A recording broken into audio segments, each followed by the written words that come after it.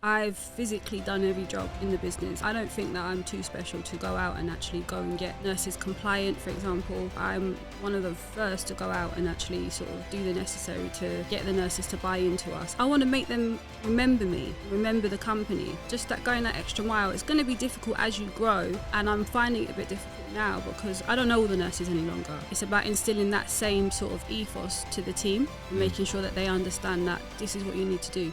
Welcome back to another episode of the Recruitment Mentors podcast. I'm your host, Hisham Azuz, and on this week's episode, I was joined by Hannah Ahmed. She started a business called the HG Group, where their bread and butter is recruiting nurses for the NHS. After working for the NHS for 5 years, then working for a recruitment business for another 5 years, she took the leap to start her entrepreneurial journey, and it has not been easy, to say the least. We discuss everything here on how Hannah got onto the framework so she could start working with the NHS. She ended up buying a business from someone based in India just to get into these frameworks. We spoke about how she found herself in a position where they were owed over £1 million in invoices, and Hannah's been on a real growth journey. She's consistently gone out of her comfort zone. She fell pregnant unexpectedly during this journey as well. We spoke about that. Just pure honesty, pure authenticity on this episode. I absolutely loved sitting down with Hannah, have the utmost respect for her, and I have no doubt she's going to continue to build a successful recruitment business. Enjoy. Hannah, welcome to the podcast. Thank you very much for having me. It's good to be here. Looking forward to this. Not gonna lie, I've got to call it out here, but you definitely won the award for the latest guest. I'm so sorry. Do you know what? Anyone that knows me will tell you that my punctuality is probably the worst. Why didn't you tell me that? I should have told you that the podcast is at 10:30. One of them ones. And you know what? I'll also blame the fact that my assistant's gone on annual leave, and I feel completely lost without her at the minute. So yeah, I'm really sorry about that. Nah, it's all good. Look, so really looking forward to unpacking this journey that you've been on. I think, as we were just saying, over the last sort of 4.5 years, you've been on your own entrepreneurial journey, building HG Group. Yeah. So in today's sort of conversation, we're going to really focus on that. But before that, just to add some flavour and context for everyone, you worked for another recruitment business for nearly 5 years. Correct, yeah. Before that, you worked in the NHS for 5 years. Yeah. And then before that, there was a few different... I was a debt collector at one point. Yeah, you were a debt collector for Wonga, I saw that. Yeah. That was before they was on the news and did some real bad things. So 5 years in NHS, collections manager, debt collector, 5 years in recruitment, and then for the last nearly 4.5 years, you've been on your own entrepreneurial journey. So, God, is it 4.5 years? That's what it says on LinkedIn. Oh wow! Wow, yeah. Okay, so let me add some context here then, just for everyone, to understand. So I think maybe with what you just said, so I think you shared with me that it started in 2018, but had covenants, etc. So it wasn't, things didn't really start kicking on until 2019. I would say, from February, that's when all my sort of restrictions were sort of lifted. Yeah, so... And I felt like that was the right time to kind of come back into healthcare and make my mark. Cool, so from around Feb 2019, really kicked on in the healthcare space again, in the HG Group. So just to add some context here, so basically... where you over the last couple of years, there's some crazy stories in here, which I'm really looking forward to uncovering. But in terms of like where you are today, let me just get down to it. Sorry. Okay, cool. So basically, I think you've got 3 different brands. That's correct. Yeah. In terms of 2022, the revenue was 5.5 million. Correct. Net profit last year was 400 grand. That's correct. And then I think like today you're at 18 people in total. You've got around 6 people in finance, 5 people in compliance, and 7 people in sales. Yeah, and that number's growing actually. We've been hiring. So yeah, that's accurate for now, but we've probably looking at trying to get to around 25 by the end of April. Yeah. So yeah. And I know the revenue goal this year is to get 10 million and net profit 1.5 million profit is the big 2023 goal. That is that's where we'd like to be. Yeah, I love that. And then so the brands as well, we've got nursing, that's sort of been your bread and butter, as you said. That's the baby. Branching into doctors and then also private. I think you put, I don't know if it's private healthcare or private clients, home care and contracts. Like we're looking at setting up more home care, home care division, and we've got the AHP division that we want to try and sort of drive as well this year. So there's quite a lot of plans to try and get the other staff groups moving. But for me, it's more important to make sure we master the nursing side and do well in that before we try and sort of look at other avenues. Yeah. Okay, cool. So that's just for everyone listening, that's some context to, like, obviously we've brushed over a lot has happened to get to that point, right? Yeah. So let's start with the £1 million question, something that I'm sure you've thought long and hard about since growing your own recruitment business. What is Hannah's take in terms of what characteristics and traits do you believe make up a highly successful recruitment consultant in today's market? Let's start there. Wow. For me, it really consists of resilience. You've got to have a lot of resilience because you're going to be getting a lot of no's, especially in healthcare. Majority of healthcare recruitment agencies are fishing from the same pond. So the nurses are kind of speaking to everybody. So you've got to kind of differentiate yourself and make sure you've got a personality because there's not much in the pay rates that you're offering. So it's personality, resilience. You've got to have some real drive as well to ensure that you are able to get those nurses to buy into you, which is really important. The other characteristics is just being able to have empathy because most of the nurses that we deal with, the healthcare professionals, you are kind of an extension of their own family. You're helping them make money. You know, they're reliant on your expertise to get them work for their own sort of livelihood. So you've got to have a lot of empathy because there's times that things might go wrong with pay. You know, they might have sort of other sort of things that are going on in their personal lives that they want to speak to you about. Just being kind to them. I think being very driven is very important, and just being relentless because it is a relentless job. So I think if you have those characteristics, you'll go far. And you just gotta. Some people give up quite quickly and easily, or just maybe procrastinate. In recruitment, you can't procrastinate. Other people will take your work, and it's a really relentless job, I'd say. Yeah, so resilience, empathy, personality, being authentic, building relationships. Yeah. Okay. So I, like I said to you when we prepared for this, for whatever reason, I haven't sat down with many healthcare recruitment entrepreneurs. No idea why. So I'm like so curious to sort of learn, I guess, some of the things that you've had to work through, sort of the things that you've done to sort of be successful and grow your business. So I guess let's just start with what do you believe it takes to sort of, from your experience so far, to be successful in the healthcare market, specifically the nursing market? Because like you've just said, from my sort of minimal experience that I've had, either working with recruitment businesses in that space, recruitment is competitive, but in your sort of world, it seems even more competitive. Like I always remember recruiters saying, I might have a nurse or a mental health nurse that would basically just pick the other recruiter because they can pay me 15p more or something. Honestly, like that. Honestly, they are the most unloyal. Unfortunately, as much as I love my nurses, they're so not loyal to anyone. Really? They're loyal to their pocket. So you've got to have something extra. So what is that extra thing? Because that must be so hard. You've got to have personality. You've got to have character. You've got to be able to have chat, to speak to them and have, you know, normal conversations. Call them when it's not, sometimes phone them when it's not even about work, you know, see how they're getting on. You know, they like personable people, and obviously people that can empathize with their long shifts, low pay, you know, all of that sort of stuff. So I think that helps. But again, if Joe Bloggs down the road is paying £1 more, you might have a problem. Yeah, that's tough. So this is why don't we just start here then? So obviously if things really started to kick on because you was out of your covenants, you could get back into the market that you've obviously built relationships in, worked really hard in 2019. Like, what was Hannah's mindset to making HG Group different? Like, what was the initial thoughts on the differentiator? Because if you literally are, like, it's so, like, working on price, or like in your market, it's so competitive on price.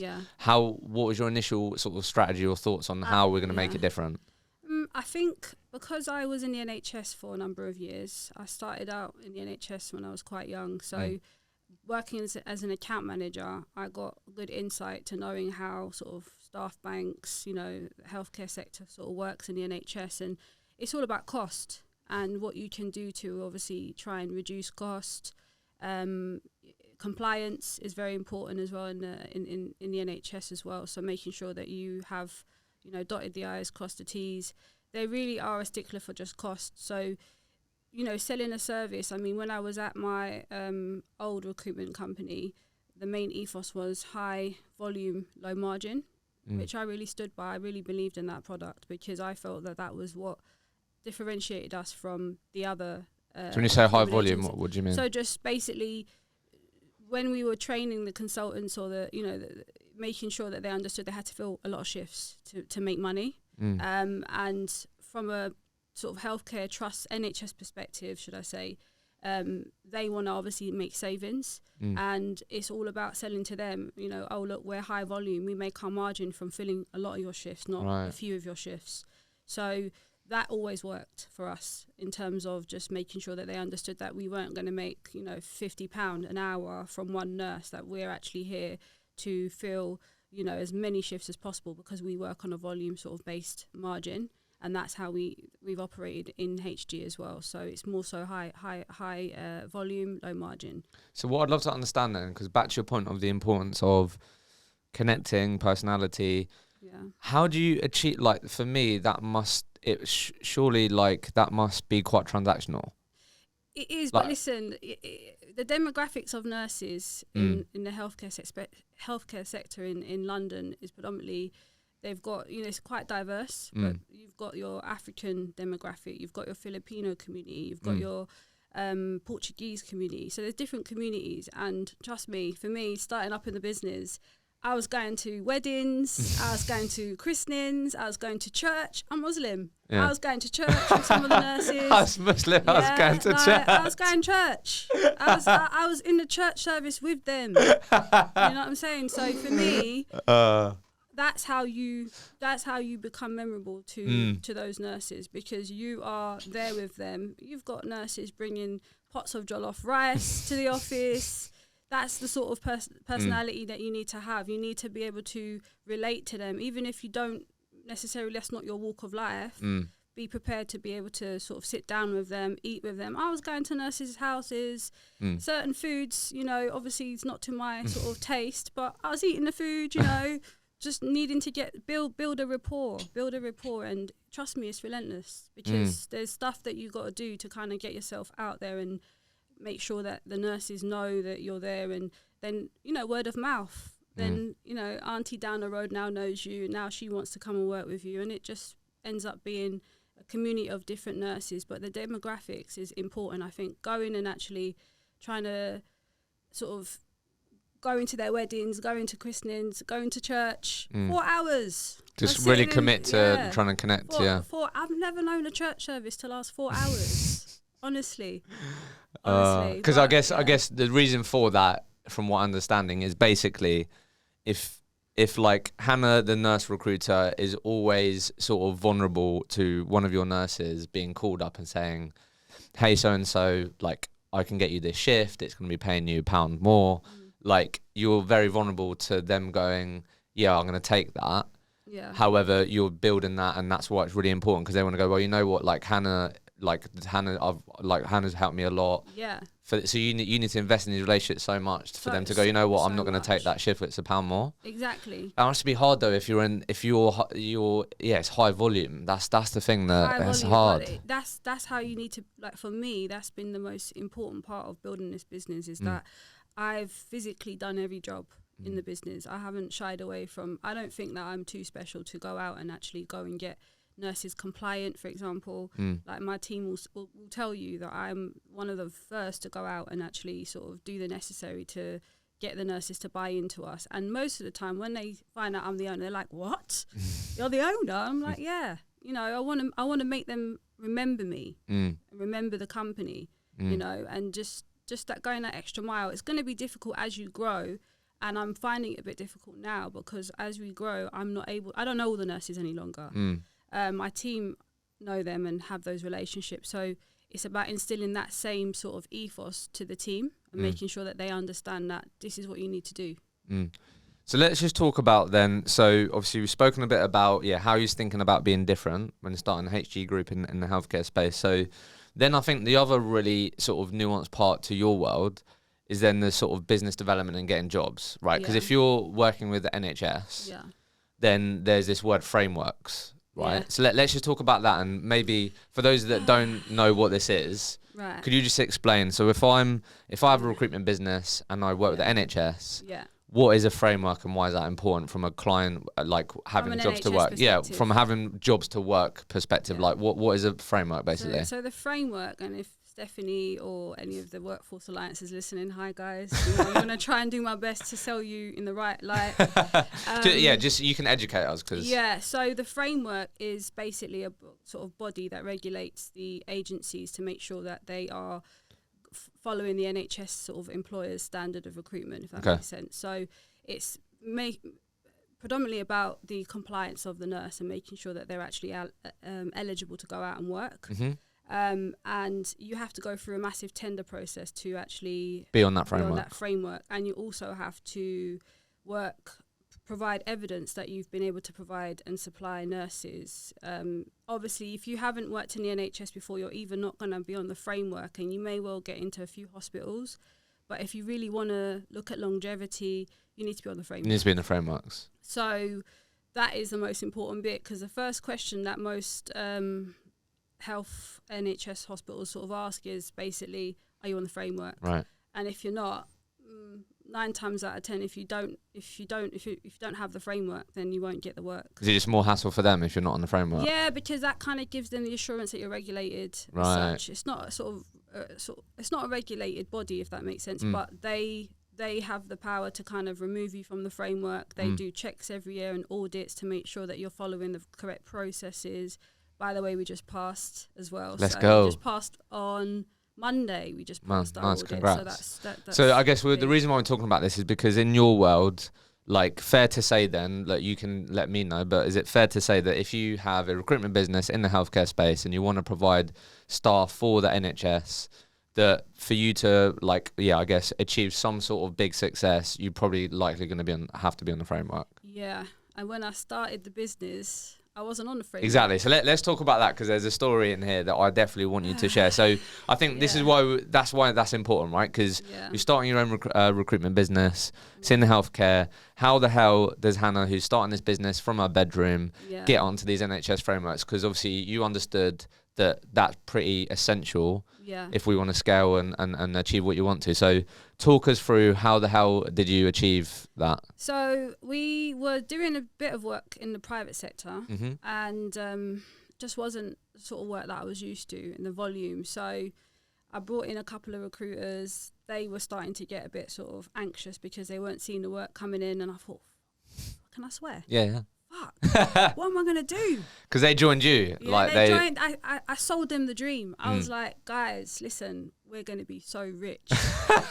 We're gonna do this. Let's go. It's gonna take off. Like, I had to sell until my heart was content, and they believed in me and came across. But one of them, and I won't say his name, one of them, within a month, he sort of started saying, look, we're not getting any work. He was very sort of agitated by the fact that we weren't getting the work and what have you. And I thought, what am I going to do, man? So I thought, okay, I need to get on the framework. So I found out that the framework weren't going to be sort of published for at least another year. And I thought, shit, what am I going to do? Wait, so what does that mean? So we couldn't tender. Right, okay. Got you. We couldn't sort of apply to be on the framework for another year. And I thought, I can't wait a year. So I started looking at all of the lists of agencies, more so the ones that were dormant, that were awarded onto the framework, the last round. So every 4 years you can sort of apply to be on the framework, and some people go on it, but they don't ever supply. And I thought, okay, I'm going to start going through this list, and I just was going through the list, phoning all these different agencies, seeing if they were still sort of trading. And I think we had like 7 different deals on the table. And I really wanted to make sure that we got a deal where we didn't have any ties to the agency, anything like. And I found this one agency, and the guy was in India, and he was prepared to sell. And I thought, happy days. So what was he selling to you? For you to be able to go, like, just so we understand, like, high level, what was he selling to you? For me to acquire his business, and then that would then mean you can go when a hospital goes, Hannah, are you guys on the framework? You can go, we are. Yeah. So basically, he was in India at the time. He had this agency. The agency was called Recruitment at the time. But he wasn't doing anything with it, but he was on the framework. So he was just someone that just basically got on the framework, didn't do anything with it, and just, relentless, as I said, phoning so many different agencies, getting so many no's or deals that were just crazy, to find this guy who was in India and who was willing to sell at a reasonable price. Happy days. Happy days. Took me 4 weeks to get that deal. I was going to say, how long did it take from you picking up one of your colleagues was like, look, what's going on here? Yeah. We had one deal where we got as far as the point of actually drafting up the paperwork, and then we realised it didn't have the nursing lot, for nursing. We were like, fuck. Yeah, that would have been savage. Yeah, we can't buy this. We can't do anything with it. We can't do anything with the staff group that we actually want to sort of build. They don't even have it. So the deal fell through. And then I found this guy, and 4 weeks. 4 weeks I'd We're on done the that deal. frameworks. And you know what? I was in so much fear. I was so anxious the entire time, because I thought, if he just doesn't answer his phone, this deal's gone. But I got it over the line end of June. Love that. So that was June 2019. Wow. Yeah. Okay. So I guess what would be good to talk about now then is your perspective of so there will be, like you just said, there's a lot of agencies on these frameworks. Now, just because you're in a framework doesn't mean you're going to be successful and you're going to be able to do a bunch of work and be successful. So I guess why don't we just talk about for a second, like, now you're on the frameworks, what was the strategy, or how can you, like, what was your approach to maximize now being on the framework? Because like you just said, like, you went through the whole list, some of them are dormant, some of them might not be getting the most out of it.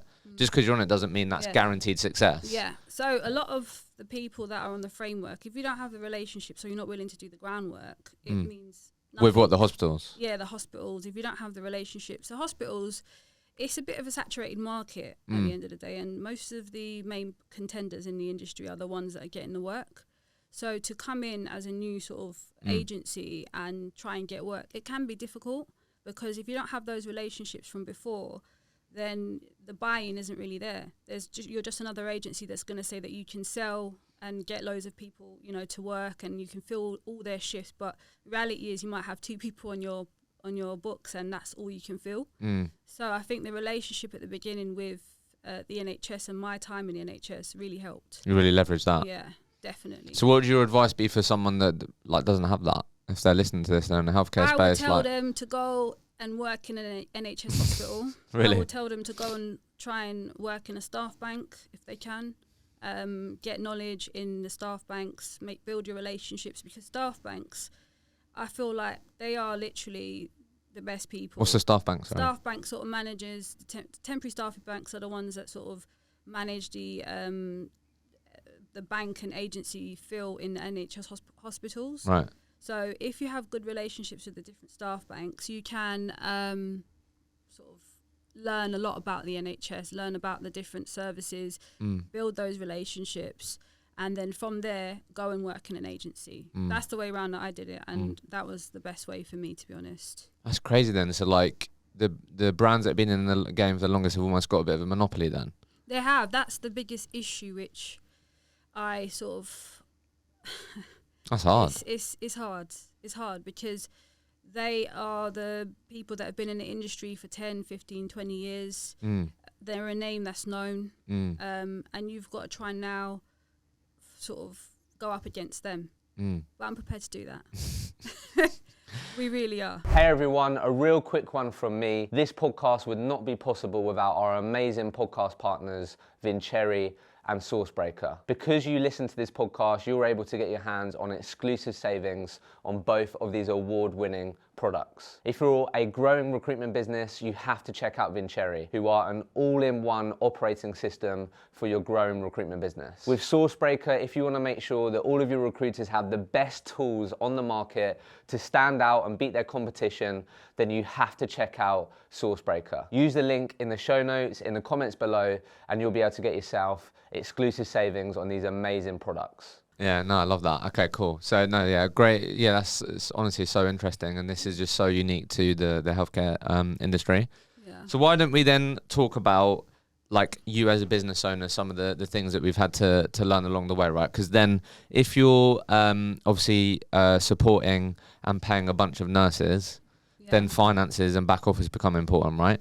Oh, Massively important. So let's just talk about this. So like, what was, because like you've been on a whole journey on this, right? And I think this will be really helpful for people, even for people outside of the healthcare industry that have a sort of big temp contract book and these things. So before you went on the whole journey of getting things in order, like what was like Hannah's approach to the back office, paying the nurses? Like, do you know what I mean? What was like the initial approach to being able to do that? To be honest, the initial approach was that we worked with a back office finance company. So you outsourced it? So we outsourced it. And to be fair, they did a good job. Okay. They did a good job. So from the start, you outsourced it?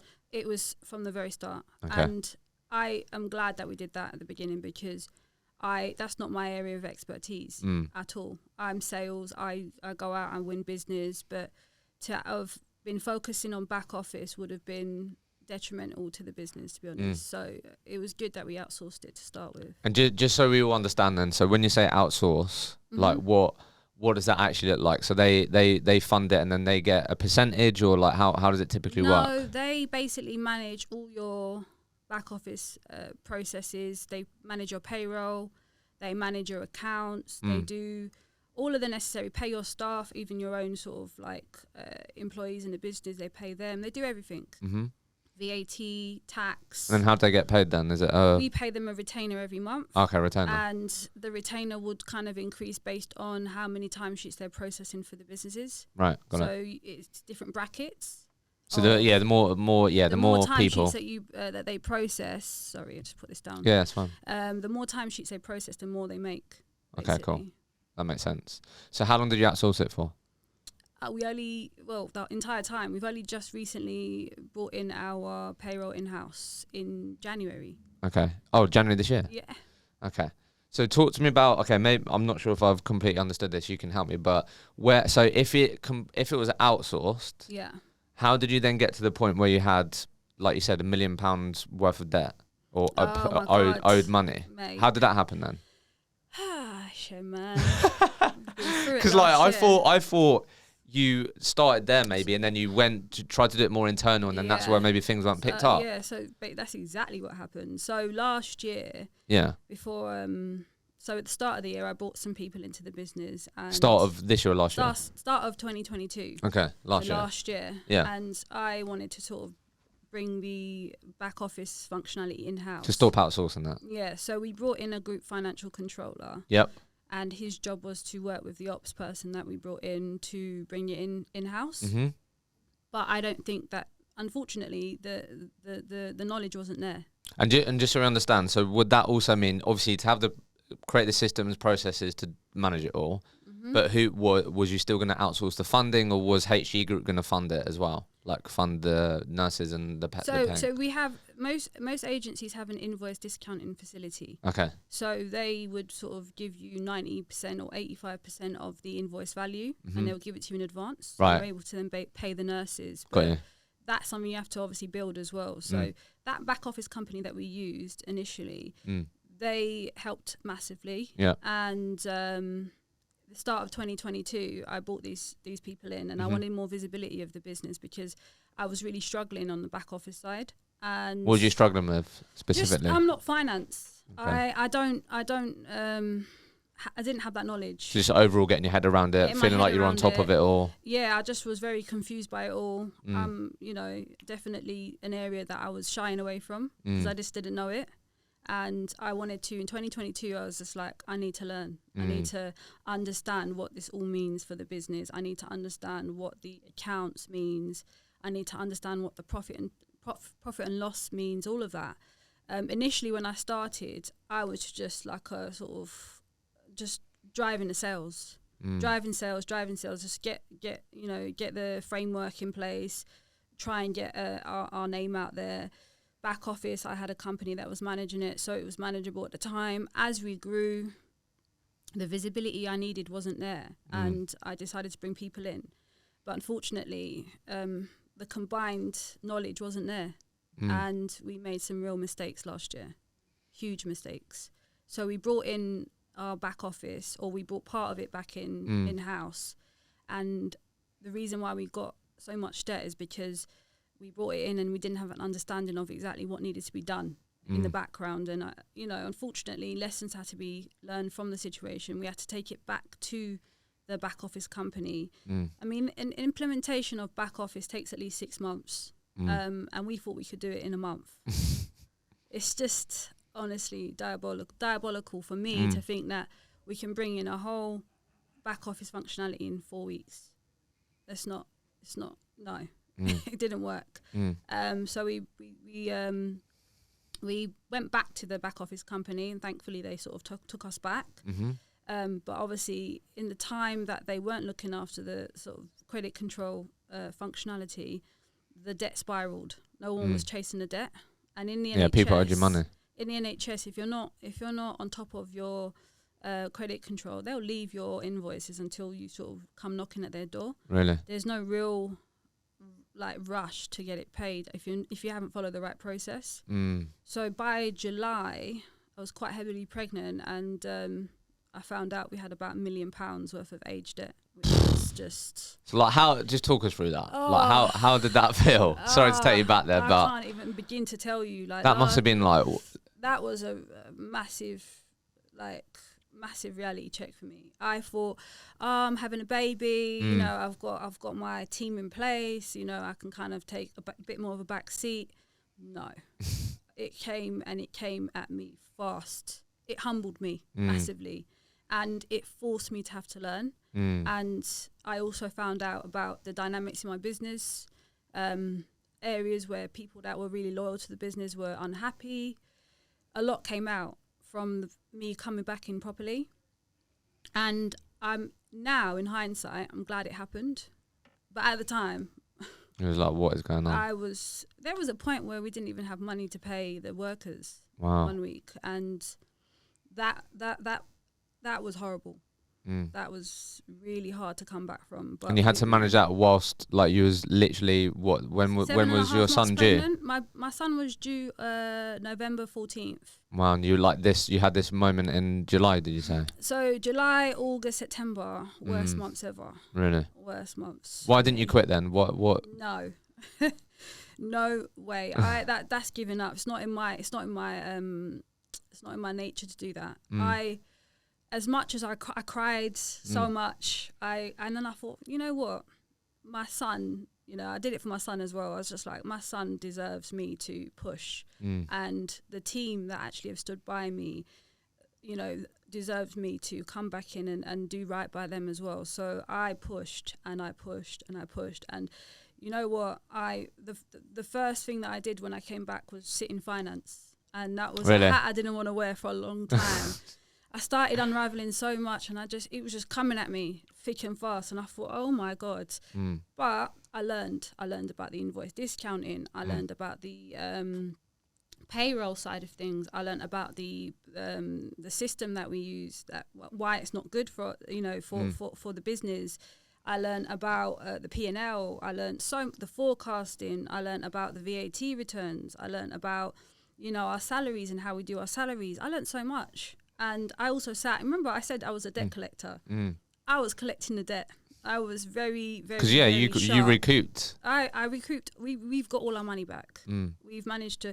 It was never lost money. No, it was owed money. Owed money. So some of it could have been that the shifts weren't on the system. Some of it could have been timesheets weren't signed. Just lack of process, as you said, which led to a build-up of owed money. Yeah. Yeah, and I can't fault the team that was there with me. So how long was that whole process, would you say, from finally getting your financial hat on, committing to things that you weren't comfortable with, had to learn, to then going on that whole journey of recouping that money? I'd say we've only just recovered from it. So I mean, it's not too long ago, is it really? No, I think by the time I was having the baby, I had brought in a new group finance manager, and he was phenomenal. I sat with him and I worked with him the entire time, but the difference this time round was I knew what I was talking about.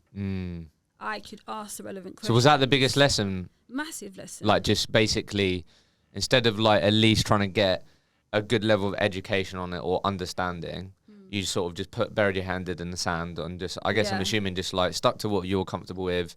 If I'm getting more if we're doing more deals than we are spending money, then surely we're fine. Yeah. And then you really committed to understanding and learning, and then that enabled you to actually uncover what it is that you needed, but also hire the right people. Hire the right people, know what it was that I was hiring. I wrote the JDs. I knew what I needed in the business. So I went from not having, any understanding to writing the JDs for what I wanted. And shout out Amir as well, because Amir, he's my group finance manager. Okay, Amir. And Reese, both of them, they've done phenomenal in the business in terms of turning around payroll and putting the processes in, and he has been an amazing hire. So I can't love that. It's been a journey, but one worth talking about. And then just is there anything else on that then before we move on in terms of what you would do differently? Like if you were to start that, bring in part of the finance in-house again, we've sort of learnt that, if you're going to do that, then it's a good idea to actually have some sort of understanding, even though maybe it isn't your strongest suit, like you are uncomfortable trying to understand finance and these types of things. Like, is there anything else that you would do differently? Take your time. Okay. Yeah, plan, make sure you have the right people around you in terms of what you're planning on doing and making sure it makes sense. So just sense checking your actual plan is important, because had I sat down and actually thought about the full process at the beginning of 2022 and what was needed to be done, I would have quickly realised it's never going to be 4 weeks that you can turn this around in. Like, why would I be giving that advice and think that that's the right advice? It's not. But again, it's around the people you hire as well. I can't say that enough. If you've got the wrong people around you and you don't yourself know that area and you're led by that, you're going to fail. So where does this not giving up come from then, Hannah? Because you could have easily given up in those periods. Do you know what? It's the responsibility of, my team. And if it falls now, what was it done in vain? What was the point of doing all of this? And now I'm giving up. So I think that strength comes just from not wanting to go backwards and knowing that the journey comes with many, memorable bad times as well. It's not going to all be good. It's not, being an MD is not a luxury. I always say this to people, and they always say to me, I want to be in your job. And I'm like, trust me, you don't want to do it. If you do want to do it, great, but make sure you have the resilience for the bad times as well, because it's not going to all be, big watches, cars, big houses. There's going to come a lot of bad times as well, and you got to be ready for those bad times, because when they come, they come at you fast, and that's something that I haven't been able to sort of process as much before. In the past, I was like, I'm an MD, I'm doing well. No, now the reality is kicked in. I think I've matured a lot more as well, sort of putting this business together, and each year I'm learning something new. So I think the role, you're the first one paying out, last one to eat. That's just how it goes. I mean, I don't know about all MDs, but for me, it's so important that my team are okay. It's not just about me any longer. I've got my team who's got families, their livelihoods. It's all dependent on the decisions that I make. So if I make a bad decision and we no longer are in business, then you can go and get another job, but there's going to be a period where some people might not be able to get work, or it's just a lot of people depending on me, and I just feel very responsible for that. I feel like that's what's driving me. That's what drives you, yeah. So then what does Hannah do when shit hits the fan then? What how do you deal with those dark days? You know what? One thing my partner will say is that, and forgive me to all my clients that are not hearing me swear, but my favourite saying is "fuck's sakes." I say it all the time, and my partner just laughs. Really? He's always like, "Fuck's sakes!" And whenever something happens, there's a period of mourning for me, and 24 hours normally. Okay, I give myself so have a day just get it out your system. Get it out your system. We go, we move. We've got an issue. We've got to fix it. I'm just like, how do I fix it? What's the solution? So I give myself a day, and then I look at how I'm going to fix it, and what I'm going to do to try and obviously make this a better situation or scenario. And if it's something that's going to take a little bit longer, because sometimes I think I try and fix things too quickly. Sometimes you just got to take your time. Yeah, just let it marinate. Let it marinate. Think about it. Yeah. Yeah, cry a bit more if you need to. Whatever it is, you know what I mean. Just get it out of your system and then go back to it with a level-headed mindset. Do you know what I'm saying? So of that. Yeah. Okay, so let's just talk about then as the sort of I guess sort of final part of this. Then let's talk about Hannah, also part of this juggling motherhood. I know that's something that you wanted to talk about and is important. So I think so like you said, so basically I've got this post up here that you shared. Yeah. So so you welcomed Kayamir. That's my baby boy. Your baby boy. So when was he born? He was born on the 28th of October. 28th of October. That's my partner's birthday. Oh, yeah. See, great people are born on that day. Yeah, there we go. So like talk me through, I mean, looking at this post here, wasn't the most straightforward, I don't know if after birth or during birth, I'm not sure, but obviously he was in he was with the ITU team. Yeah, he was in ITU, unfortunately. I didn't have the best of experiences. He had congenital pneumonia. Pneumonia. So he had fluid in his lungs. So and I had to have a C-section. So I was a bit paranoid because I was working a lot of hours, and you know, as I got bigger, I didn't feel him move as much. Right. So the hospital decided to induce me early. So he was due on the 14th of November, but they were like, no, we need to induce you. And my blood pressure kept going up as well. So bit of a traumatic experience for me, to be honest, because obviously not planning for a C-section. I was like, I'm going to do this naturally. You know, I want to push and all the rest of it. But it's not down to you. It's down to your body and what your body's capable of doing. And, you know, it's not something that I was really upset about it.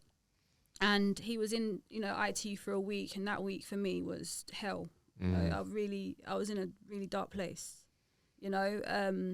And just, you know, there was a lot going on in the business. There was a lot of, I suppose, as I said before, sometimes when you're vulnerable, people sometimes hone in on those vulnerabilities, and perhaps the structure that I had at the time didn't help. So, you know, some of the team that I had, you know, there was people leaving in the business. It just all came at once.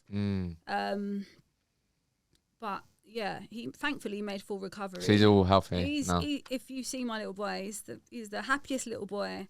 You know, on my down days, he's literally the person that gets me to sort of remember why I'm doing it, you know. And then how would you describe, like, now sort of one of the other hats you now wear is being a mum? That's been a hard transition. MD. That's been a hard transition. Like I urge any sort of entrepreneur, sort of mum, female that's sort of doing sort of a business and motherhood. Post-natal depression is really a thing.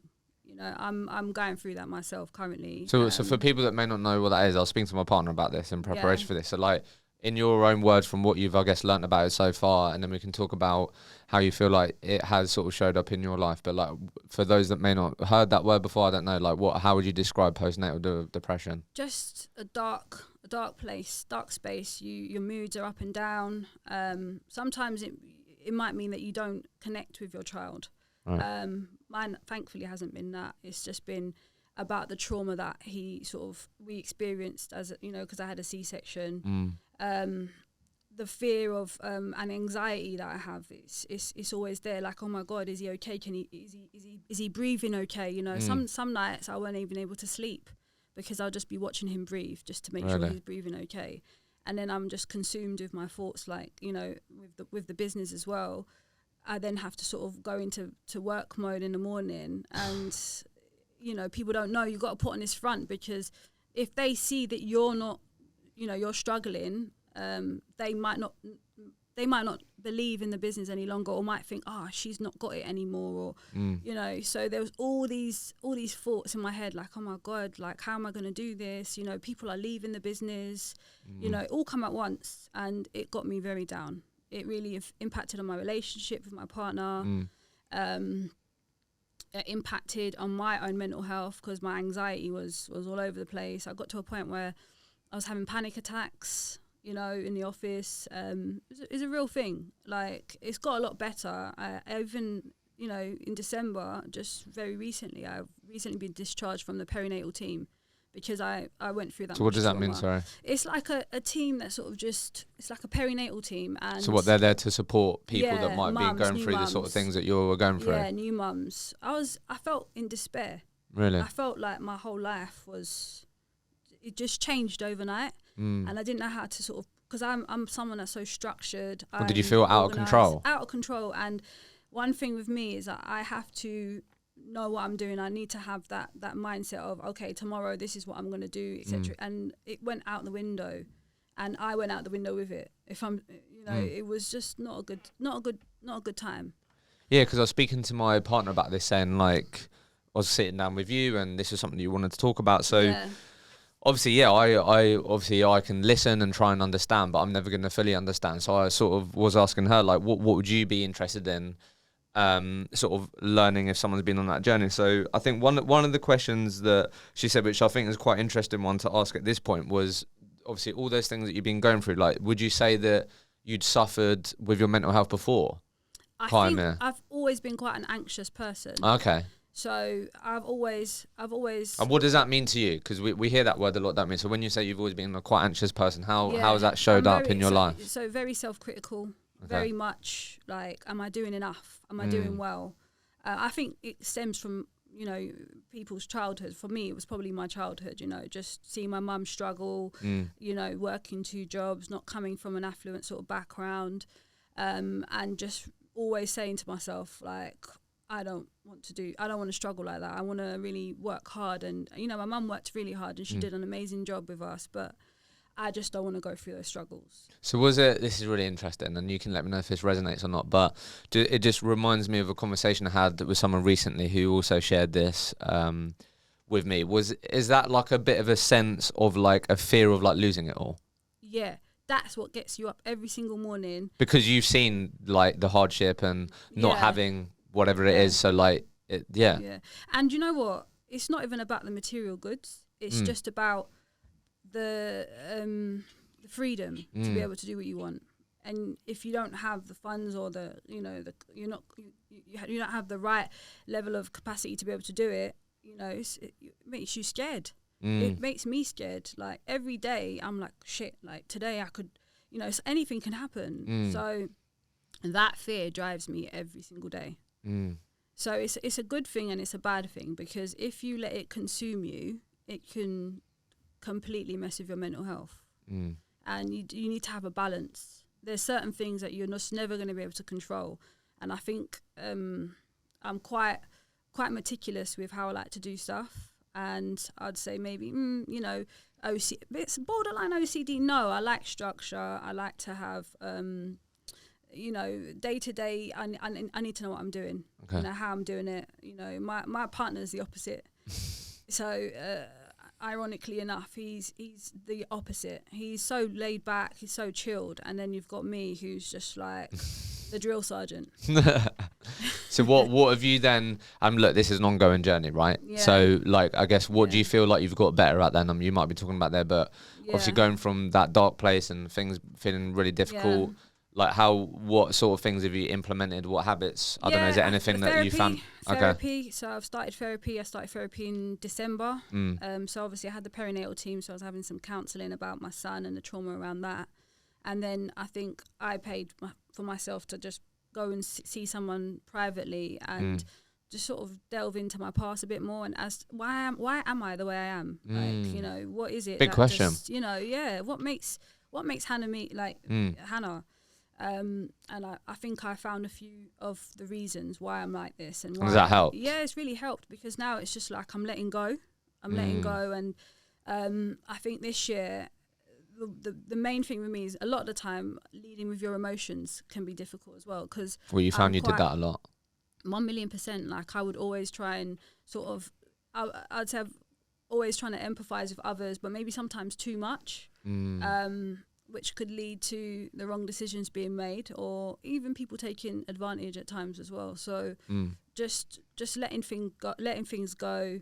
Even in business, if something happens, I'm a lot more chilled about it now. Before, what? How? Like I'm like, this can't happen, but I'm just taking it day by day. But in general, I'm learning to let things go. No, that's amazing. Thank you for sharing that. And How have you found, like, because again, this is a journey, but how have you found juggling motherhood, being a good partner, being an MD? How have you found that over the last couple of months? Hard.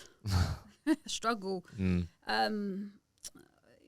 Just it's been really hard because I haven't really taken any mat leave, to be honest. I've worked throughout, and that's just because the business wasn't in a good place when I was going to have the baby, and then obviously after I had my son, I had a couple of weeks where I was home, but to be honest, I was back in the office from December, and I was carting my little man with me. He was coming to the business with me, so because it was not in a good place, and I felt I had to make sure that we did the necessary to get it out of that dark place as well. So I'm battling. I've got issues with the business. I've got my son, who I'm now not even able to sleep because I'm so anxious about him. I'm trying to be a partner and keep that alive. It's bloody hard. Look, this is back to your point, right? This is the reality of owning your own company. It's not a luxury. It's the ultimate responsibility. Yeah, and sometimes a lot of the time, most MDs, I don't know about the others, but some of the ones I've met, they're always fixers. Fixers. That's the role that they play. They're fixers. They fix things. They make sure that they lead from the front, but if there's a problem, they're the first to obviously deal with it. And that is such a huge responsibility. And if you see them driving a nice car, they earn it. If you see them in a big house, they earn it. Do you know what I'm saying? So for me now, I see these things and I think, it's nice, but actually the role is not a luxury. Some days I'm like, when some of my team are leaving at 5:30, I'm like, fuck man, I wish I was going too. I wish I was love going those home. 5:30 finishes. 5:30, and I want to go home. I just want to go and just watch a film with my partner and just chill out. Don't work like that for me. Do you know what I'm saying? It's not like that for us. You're always on the go. You're always having to think ahead. So some people might be looking, for today. I'm already in June. I'm already planning for what's going to happen in June in order to be ahead. So it takes its toll. No, honestly, thank you so much for being honest. I know that will be really helpful for people to hear, like, just you talking about, honestly, the journey, the trials and tribulations. Yeah. I guess just to sort of wrap that sort of part up then, and then let's just talk about, what you're excited about this year before we finish. So what would you say then for people listening out there that do want a family, that do, want to sort of keep hold of their career aspirations, whilst becoming a mum? I don't know, is there anything that you'd share with future mums, maybe people that are already sort of pregnant and are due to be mums very soon? Obviously, I can only imagine how daunting that must be. So, like, I don't know if there's anything that you want to share with those people that, obviously they've seen you come out the other side and it's still an ongoing journey, but is there anything that you can maybe share for people that could be helpful? Yeah, I would say that your career is always going to be there. So for a long time, I mean, I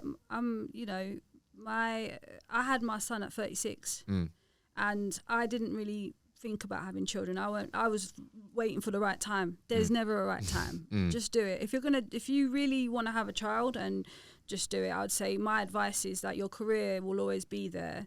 And if you are an ambitious, driven person, your career, you'll juggle it. You'll somehow juggle it. And then you'll ask yourself in a few years after you've done it, God, how did I do that? Do you know what I'm saying? So for me, it's important. Family is important for me. So important. And I really want to make sure that I don't, because at the end of the day, when you're going home, you want to go home to your family. You want to go home to the things that make you happy in life. And it's nice having a business and stuff, but if that's all you're working for, the hours, the days, the nights, it will pass, and before you know it, you're 50 and you haven't done certain things to kind of like make sure that you've sort of embedded your family and things that you think were worthwhile, and you feel resentful. You'll feel resentful. So I'm so grateful for my son. I think he gives me a different sort of aspect in life. I think he's made me more chilled. He's given me a degree of patience I didn't think I had. I think I've always mothered a few people in the business anyway, so just it's an extension of that. So I really welcome him in my life. He's the heir, really. He's the person who hopefully he'll be a footballer. Yeah. Yeah, Arsenal. Hopefully he'll be the next Saka. I hope he's the next Saka. Yeah. I'm rooting for him, man. I'm rooting for him. I massage his legs every day. Every day I'm massaging his little legs, saying, "Listen, these legs are gonna be making me some serious money."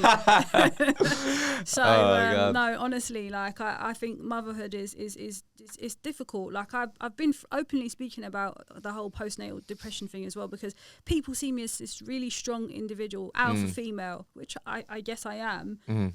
But be kind to us too, man, because we also have times where we're not in good space. So yeah. So what we're saying for end of 2023 then, obviously, like, worked your absolute socks off. Yeah, you've got the finance team in place. You've got the compliance team. I've got my new head of operations. What are we saying? Where are we going to end 2023 then? Mate. HG Group. HG Group is going to be, we're going to be hitting some serious milestones. Nursing is going to just be even bigger than it is now. We're going to do home care. We are just going to just try and tap into all of the areas that we've sort of committed to at the start of this year. And we're going to grow the management team. We're going to give more people opportunities. We're going to invest in individuals who want to basically branch out on their own as well. So it's positive times, man, because I feel like there's so many, there's enough room for everyone to sort of be on a certain journey and make money and do well. And also, if they want to be owners of businesses, why not? Like, why can't we sort of facilitate advocate that, help that? Yeah, let's do it. Love that. Hannah, look, absolute pleasure. Utmost respect. Thank you for having me. No, honestly, thank you for being nothing short of honest, authentic. I think a lot of people can learn a lot from your journey. I think you inspire a lot of people. And really respect sort of just you being honest and being real. I think it's really important. So keep being you. Thank you very much, Hisham, for having me. Honestly, awesome. I really appreciate you bringing me here. Thank you so much for listening to the episode. I hope you enjoyed it and got value from the conversation. If you did enjoy it, please don't forget to like, share and subscribe, and we'll see you in the next episode.